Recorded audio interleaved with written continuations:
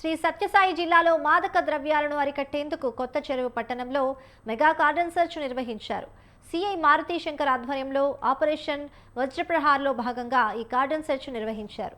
సమస్యాత్మక ప్రాంతాలలో సుమారు 50 నుంచి 50 మంది పోలీస్ సిబ్బందితో కార్డన్ సెర్చ్ డ్రోన్ కెమెరాలతో తనిఖీలు చేపట్టారు. ఇక ఈ సందర్భంగా పత్రాలు లేని 48 ద్విచక్ర వాహనాలను సీజ్ చేశారు. పట్టణంలోని అనుమాన ప్రాంతాలు, రౌడీ షీటర్ల ఇల్లు, ఖాళీ భవనాలు, వాహనాలను సోదాలు చేపట్టారు.